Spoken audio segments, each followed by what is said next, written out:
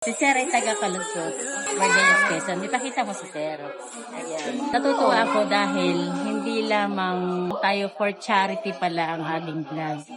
Ang ating vlog ay nakatulong sa isang pamilya na 25 years nang hinahanap nila ang isang tao na sa pamamagitan ng ating page, sa pamamagitan ng ating vlog, sila ay roon ng contact sa isa't isa. At nalaman nila na yung hinahanap niyang pamangkin ay yung nagme-message sa akin. Ikwento mo, Sir.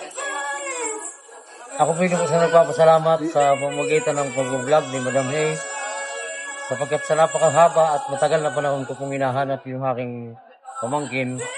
Pamagit mo lang 25 years. Sa pagkakataon po ito, ay kami po ay nagkakausap po sa cellphone at nakilala ko na po siya sa pamamagitan ni Madam Hay. Kaya po, ay sa napakalaking bagay na ginawa sa akin ni Madam, ito po hindi ko isipin kung paano ko makakabayad ang utang na loob sa kanya kapag malaki pong bagay yung nagawa niya sa aming pamilya. Nakita na namin yung aming hinahanap, nalaman na namin yung kanyang katayuan. Wala na po akong masabi kung paano ko makapagpasalamat kay Madam. Ako naman sa sarili ko, parang tuwa-tuwa ako sa sarili ko. Dahil, syempre, nakatulong tayo hindi lang for charity. Nakatulong din talaga tayo sa isang pamilya na someday, sana mapuo din yung sa pamilyang yun na matagal na napawalay sa kanila. Thank you so much po sa mga followers natin, sa mga nag-share po ng mga videos natin. Dahil kung hindi dahil sa inyo, wala po tayong pamilya na ganito na natulungan natin. Na sa loob ng 25 years ay muli silang nagkita. Mayroon tayong part 2 eh.